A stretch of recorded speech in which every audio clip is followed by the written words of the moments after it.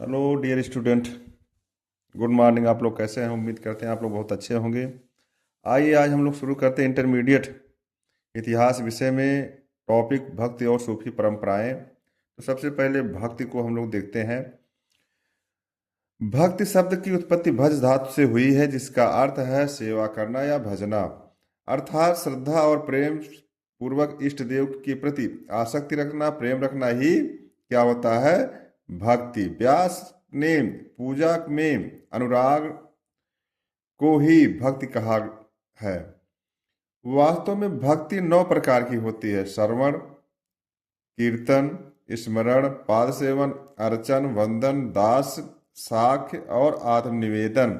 श्रवण मतलब ईश्वर के नाम की कथाओं को सुनना ही श्रवण कहा जाता है। जैसे राजा परीक्षित ने भगवान वासुदेव की लीलाओं का श्रवण किया और मोक्ष को प्राप्त किया। उसी प्रकार कीर्तन, नारद मुनि हमेशा जो है नारायण नारायण का जाप करते रहते थे, कीर्तन करते रहते थे। स्मरण, स्मरण मतलब प्रहलाद, जो भक्त प्रहलाद थे, उन्होंने ईश्वर के नारायण के नाम का स्मरण करके जो है मोक्ष को प्राप्त किया। पाद सेवन, माता लक्ष्मी हमेशा भगवान विष्णु की पैरों की पूजा करती रहती थी, तो ये पाद सेवन है। अर्चन, मन क्रम वाणी से अर्चना करना ईश्वर की। और वंदन, वंदना करना, प्रार्थना करना। दास, दासता का भाव रखना ईश्वर के प्रति, ईश्वर को मालिक, स्वयं को दास समझना। ये जो है हनुमान ने किया था ऐसी भक्ति। साख, अर्जुन ने भगवान कृष्ण को सखा के रूप में माना और उनसे अनुराग रखा, प्रेम रखा, यही जो है साख भक्ति। आत्मनिवेदन, स्वयं को ईश्वर के को जो है समर्पित करने के लिए आत्मनिवेदन करना, ऐसा राजा बलि ने किया था। वास्तव में यह जो भक्ति भावना 8वीं सदी में उत्पन्न हुई, इसके पीछे अनेकों कारण है। इसके जड़ें जो है भक्ति भाव जो है वैदिक काल में ही था, किंतु समय के साथ उसमें कुरीतियाँ, पुरोहितवाद, पाखंडवाद, यज्ञवाद, बलि प्रथा, वर्ण व्यवस्था में जटिलता, छुआछूत आदि बढ़ने से वैदिक कालीन पूजा पाठ में, रीति रिवाज में, परंपरा में परिवर्तन हुआ। इसी समय 6ठी शताब्दी ईसा पूर्व में 2 प्रकार के संप्रदायों का उदय हुआ, एक नास्तिक, दूसरे आस्तिक। तो नास्तिक संप्रदाय में सबसे महान है जैन और बौद्ध। समय के साथ सनातन धर्म, हिंदू धर्म में इन नास्तिक संप्रदायों का प्रभाव बढ़ा कि सनातन धर्म, हिंदू धर्म सिमटता चला गया। लेकिन 8वीं सदी में दक्षिण भारत में भक्ति भावना का वर्तमान स्वरूप फिर से जन्म हुआ। जैसे कहावत है कि भक्ति दक्षिण उपजी, लाए रामानंद प्रकट किया कबीर ने, सप्तदीप नवखंड। तो वो भक्ति भावना जो है दक्षिण में उत्पन्न हुई, उसे उत्तर भारत में लाने के काम किसने किया? रामानंद ने। और रामानंद के शिष्य जो हुए वे हैं कबीर। कबीर ने उसे पूरे भारतवर्ष में जो है प्रकाशित कर दिया, ऐसा कहा जाता है। तो भक्ति भावना दक्षिण भारत में जगाने का कार्य जो किया 2 प्रकार के संतों ने किया। कौन कौन से लोग? अलवार और नैनार। अलवार परंपरा के संत जो है भगवान विष्णु के उपासक होते हैं। अलवारों की संख्या 12 थी। 12 अलवारों ने इस परंपरा को आगे बढ़ाया, भक्ति भावना को आगे बढ़ाया। इसी भक्ति भावना में अलवारों के 12 संतों के वहाँ के कुछ दार्शनिकों ने दार्शनिकता का भाव रखा, जैसे रामानुजाचार्य, वल्लभाचार्य, निम्बकाचार्य, मध्वाचार्य और अंडाल नामक भक्त संत ने इसमें जो है नाम इनका महत्वपूर्ण है। तो रामानुजाचार्य ने विशिष्टाद्वैत, शुद्धाद्वैत वल्लभाचार्य, द्वैताद्वैत निम्बिकाचार्य, ऐसे लोगों ने दार्शनिक पुट में दिया और इसको जो है भक्ति भावना को आगे बढ़ाया दक्षिण भारत में। 12 जो अलवार संत हैं उनके द्वारा लिखे गए भक्ति भावना से ओतप्रोत गीतों का संग्रह है नल इरा दिव्य प्रबंधकम। नल इरा दिव्य प्रबंधकम। तो ये जो है इसमें जो है अंडाल एकमात्र स्त्री संत थी। दूसरी जो परंपरा आती है इसमें भक्ति भावना को जगाने में दक्षिण भारत में, वह आती है नयनार। नयनार भगवान शिव की उपासना करने वाले लोग थे। इनमें नयनारों की आरंभिक संख्या जो मानी जाती है 63 संत थे। कितने संत थे? 63 संतों में ने नयनार परंपरा को आगे बढ़ाया। इन 63 संतों के जो भजनों और गीतों का संग्रह त्वेवरम नामक एक ग्रंथ है, उसमें जो है आरंभिक जो 63 संत हुए हैं नयनार परंपरा, उसमें सुंदरार, सबंदर, मणिक सागर है। सुंदरम, सबंदर, मणिक सागर, ये जो है आरंभिक नयनार संत हुए हैं। इसमें शंकराचार्य जैसे संतों ने क्या किया कि दार्शनिक पूर्ण नयनार परंपरा में दिया, और इनके प्रयासों से ही जो है भारतवर्ष में जो बौद्ध धर्म है उसके प्रसार में गति में विराम लगा, शंकराचार्य और उनके शिष्य कुमारिल भट्ट के द्वारा। जो 63 संत हैं नयनारों में, उसमें एकमात्र स्त्री संत हैं करई क्याल अम इयार, इनका नाम है। क्या नाम है स्त्री संत का? करई क्याल अम इयार। तो इस प्रकार से शैव संत परंपरा में जो नयनार शैव संत परंपरा है, इसमें त्योरम नामक ग्रंथ में भक्ति संग्रह किया गया है। और अलवार संत परंपरा में जो 12 संतों का है 4000 कविताएं लिखी गई है। नलिरा दिव्य प्रबंधकम, तो प्रिय छात्र नलिरा दिव्य प्रबंधकम को याद रखिए। किसके भक्ति गीतों का संग्रह है? तो अलवार परंपरा में आने वाले संतों के। और त्योरम किसके संग्रह है? नयनार भक्ति परंपरा में आने वाले संतों का संग्रह है। तो आगे हम लोग देखते हैं, पूछा जाता है बोर्ड परीक्षा में कि अंडाल कौन थी? अंडाल एक अलवार महिला संत थी जो भगवान विष्णु की उपासिका थी, जो दक्षिण भारत में अलवार परंपरा में इनको गिना जाता है। इन्होंने भक्त गीत गाकर भगवान विष्णु की आराधना किया, प्रार्थना किया। इन्होंने विष्णु भक्त की में जो है विष्णु को प्रेमी और स्वयं को प्रेसी उनका मानकर आराधना किया। इनके अंडाल जो महिला संत हैं, इनके गीतों का संकलन नल इरा दिव्य प्रबंधकम में है। अब पूछा था करैक्याल अम इयार कौन थी? करैक्याल अम इयार नामक स्त्री भगवान शिव की उपासिका थी। ये दक्षिण भारत में नयनार परंपरा में आती है। इन्होंने अपने उद्देश्य की प्राप्ति के लिए घोर तपस्या किया, जबकि अंडाल ने घोर तपस्या नहीं, केवल पूजा अर्चना किया था। करैक्याल अम इयार ने घोर तपस्या किया, जो उस समय तत्कालीन सामाजिक धार्मिक परंपरा के बिल्कुल विपरीत था। इनकी रचनाओं का संकलन संरक्षण नयनार परंपरा के संतों ने किया। किसमें किया था? त्यवरम नामक ग्रंथ में। तमिल क्षेत्र में अलवार और नयनार परंपरा का राज संबंध अच्छा था। इनके प्रभाव में आकर आरंभ में पल्लव और पांड्य शासकों ने संरक्षण दिया, बाद में शक्तिशाली चोल शासकों ने संरक्षण दिया। चोल शासकों में राजेंद्र चोल प्रथम, राजराज प्रथम, परांतक प्रथम, विजयालय आदि शासकों की भूमिका महत्वपूर्ण रही है। इन्हीं शासकों के द्वारा अलवार और नयनार संतों के प्रभाव में आकर बड़े बड़े मंदिरों का निर्माण कराया गया। कहाँ पर?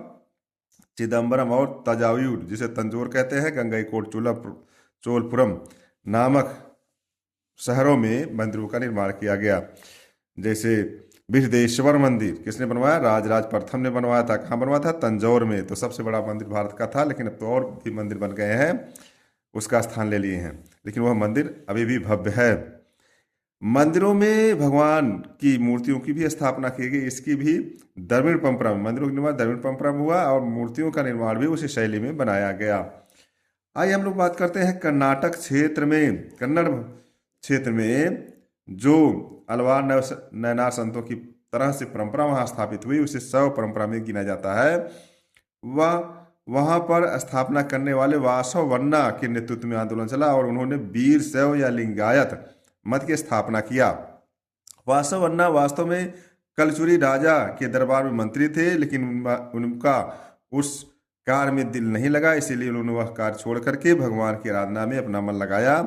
इनका विश्वास था कि मरने के बाद सब कुछ शिव में विलीन हो जाता है। लिंगायतों ने जाति व्यवस्था का विरोध किया था कन्नड़ क्षेत्र में, पुनर्जन्म पर प्रचिन्ह लगाया, पुनर्विवाह को मान्यता दिया, श्राद्ध सिद्धांत का पालन नहीं किया, किंतु ये विधिवत दफनाने की परंपरा को मानते थे। तो इस प्रकार कन्नड़ क्षेत्र में शैव मत परंपरा की स्थापना वासवन्ना ने वीर शैव और लिंगायत नाम से किया था।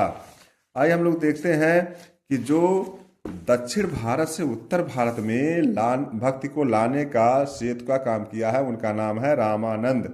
रामानंद भक्ति मार्ग को दक्षिण से में सीखा और उत्तर भारत में लाने का कार्य किया। ये रामानुज के विचारों के अनुयायी थे। रामानंद के गुरु हुए राघवानंद। रामानंद के गुरु कौन हुए? राघवानंद। इन्होंने भक्ति का दरवाजा सभी के लिए खोला। किसने? रामानंद ने भक्ति दरबार सभी के लिए खोला। रामानंद के कितने शिष्य हुए? 12, जिनमें धन्ना जाट जाति से, सेना नाई जात से, रामानंद सागर चमार थे और कबीरदास जुलाहा थे, पीपा राजपूत थे, प्रमुख शिष्य थे। इनके अलावा रामानंद के शिष्यों में भवानंद, सुधानंद, आशानंद, सुरसुरानंद, परमानंद, महानंद, श्रीनंद जैसे संत हुए हैं। इन सभी ने मिलकर के जो भक्ति का मार्ग है पूरे भारत में प्रचारित किया। रामानंद पहले उपदेशक रहे हैं जिन्होंने अपना उपदेश हिंदी भाषा में दिया था। रामानंद ने राम सगुण की राम जो भगवान हैं उनके सगुण रूप में उपासना किया। इनके शिष्यों के 2 मार्ग भक्ति मार्ग अपनाए, निर्गुण और सगुण। तो भक्ति के 2 मार्ग अपनाए जाते हैं, कौन से? सगुण और निर्गुण। तो निर्गुण में भी आगे चल करके 2 परंपराएं हो जाती है, कौन कौन सी? ज्ञान मार्ग और प्रेम मार्ग। और सगुण में क्या होता है कि राम भक्ति और कृष्ण भक्ति, इनका जो है क्या होता है? निर्गुण में ज्ञान और प्रेम, और इसमें क्या होता है? राम और कृष्ण। तो रामानंद के शिष्यों ने 2 मार्ग भक्ति करने हेतु अपनाए, उसमें निर्गुण और सगुण। निर्गुण में प्रेम और ज्ञान, सगुण में राम और कृष्ण की भक्ति की शाखाएं बढ़ गई। अब जो निर्गुण है, निर्गुण में कबीर ज्ञान मार्ग को अपनाया था और प्रेम मार्ग को जायसी ने अपनाया था। वहीं पर सगुण में राम की उपासना करने वाले जो है कौन थे? तुलसीदास। और कृष्ण की उपासना करने वाले कौन थे? वल्लभाचार्य और उनके शिष्य कौन? सूरदास। तो आइए हम लोग जानते हैं, आपके बोर्ड परीक्षा में प्रश्न पूछा जाता है, क्या कबीरदास कौन थे? इन्होंने भक्त की परंपरा को किस प्रकार से आगे बढ़ाया, इस बारे में। तो कबीरदास का जन्म कब हुआ था? 1398 ईस्वी में हुआ था। सिकंदर लोदी के समय हुआ था, शासनकाल में सिकंदर लोदी के। और इनका जन्म लाहौर बनारस जिले में लाहौर एक गांव वहीं पर हुआ था।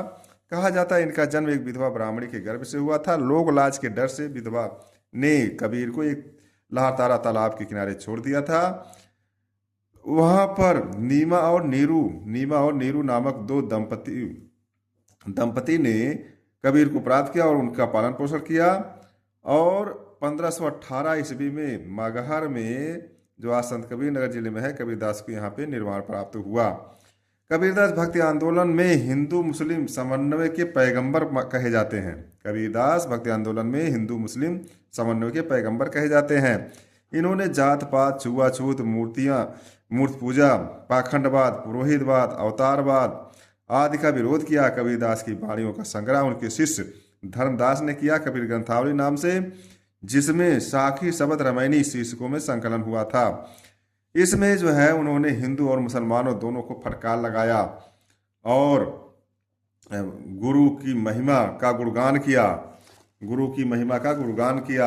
ईश्वरवाद को महत्व दिया, जात पात का विरोध किया और पाखंड, जिसमें जो है मूर्ति पूजा और पाखंड, छुआछूत आदि का विरोध किया था कबीरदास। कबीरदास के गुरु रामानंद हैं। इनकी पत्नी का नाम लोई था और बच्चे इनके कमाल और कमाली थे। तो इन्होंने कहा कि गुरु गोविंद दो उखड़े काके लागू पाए बलिहारी गुरु आपड़े गोविंद दियो बताए कि गुरु जो है ईश्वर से बड़ा है, क्योंकि वह ईश्वर तक पहुंचने का मार्ग बताता है। और इन्होंने कहा कि पाथर पूजे हर मिले तो मैं पूजूं पहाड़, ताते वह चाकी भली जाको पिसा खाए संसार। मुसलमानों की भर्सना किया इन्होंने, काकर पाथर जोड़ की मस्जिद लयू बनाए, ताचड़ मुल्ला बाग दे क्या बहिरा हुआ खुदा है। तो इस प्रकार से हिंदू मुसलमानों दोनों की आलोचना किया, लेकिन ये दोनों के प्रिय थे। जब इनका जो है इन्होंने निर्वाण प्राप्त हुआ तो हिंदू मुसलमान दोनों इनके शव को लेकर झगड़ने लगे और किसी हिंदुओं ने कहा कि इन्हें हम जो है दाह संस्कार करेंगे, मुसलमानों का इन्हें मिट्टी देंगे। तो इनकी जो है समाधि स्थल संत कबीर नगर जिले में मगहर में स्थित है।